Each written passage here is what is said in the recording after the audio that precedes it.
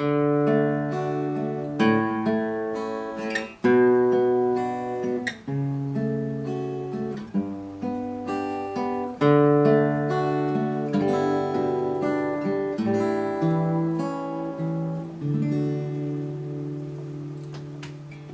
is Friday, July 30th. I hope everybody has had a chance to see this spectacular lesson that Hector Garcia did for us.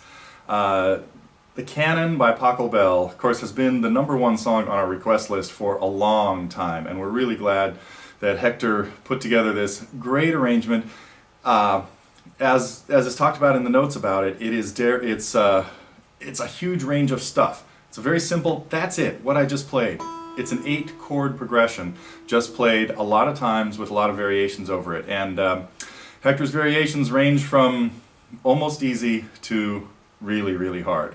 So it's a difficult song to get all the way through, but I really encourage people to take a look at it in small doses.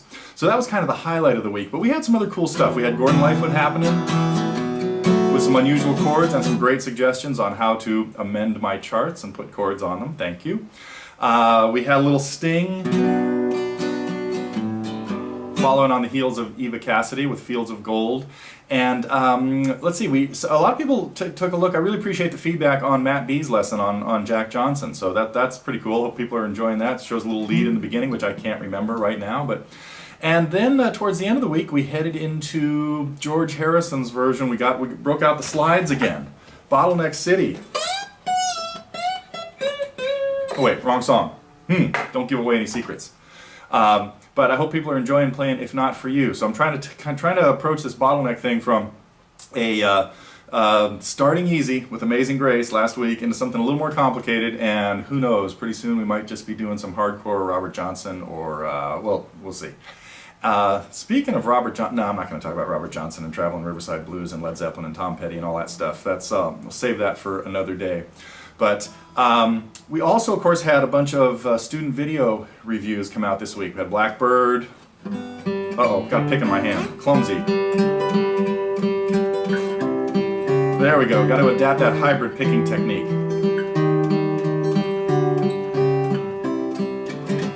Makes it a little easier for strumming. Anyway, we, of course, had some other older tunes. Cat Stevens, Father and Son, Circle Game. What else was in there? We had a little Neil Young. And Shades of Funk. With the hidden pick trick. So, speaking of those student video reviews, there were some questions going around on the forum that people are wondering if we need separate columns or categories for target songs, non-target songs, and I kind of like just the way things are. I mean, we can just, I actually liked seeing a lot of the songs that people put up that a lot of people didn't know, and as people have pointed out, some of them eventually turned into target songs. That happened with George Harrison, Isn't It a Pity, a while ago. So I really encourage people to post anything you're working on, because there's a lot of stuff that can be gained by everybody, whether I get a chance to comment on them or not. So just keep up the good work, and at least that's my take on it. I think it's fine the way it is. Let's just keep putting up videos. And we also had one other cool thing come out this week that I almost forgot about. Jim Bruno, our vocal teacher, we put up some lessons of his a while back, and we'd promised some practice tracks. Well, those practice tracks are now available as MP3s that you can download, press on a CD, and put them in your car if you want, or put them on your iPod and just practice singing along. And what they really are is arpeggios in different keys. Whoa, pay attention, Neil. And there are two of them. One is set for the range of a male voice, and one set for the range of a female voice. And if you have a high male voice or a low female voice, just do the other one. Don't worry about it. But they're great exercises with all of his different vocal sounds. The E sound, the oo sound, the ng sound. Ooh, boy, I need to work on my enunciation of vocal sounds. But so that was hope you get a chance to check that out. It's been added to his lesson, his vocal sounds lesson, over in the Target program.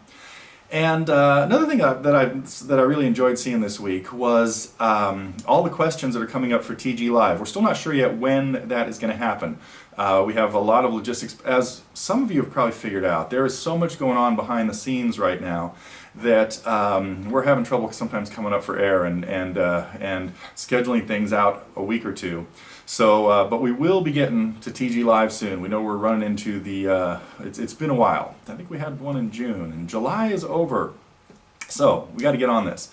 And, but I've loved seeing those questions, and I'm kind of, I mean, at this point it looks like we have 2 hours worth of questions already. So, I'm going to have to start looking at those and formulate quicker answers than I'm usually capable of. So, but keep them coming anyway. I gotta tell you, I like seeing them. So I think that is it for now. I have been playing some kind of cool stuff. Been working on some new tunes for everybody that you'll of course be seeing them come out. Been working on a little bluesy kind of stuff.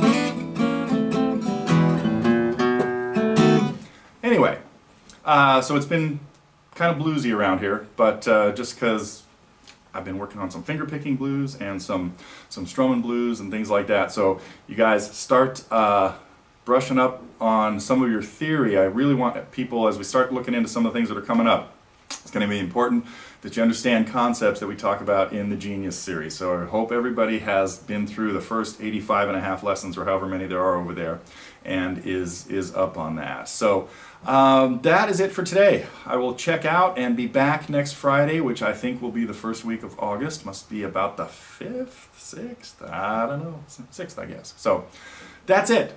See you next week.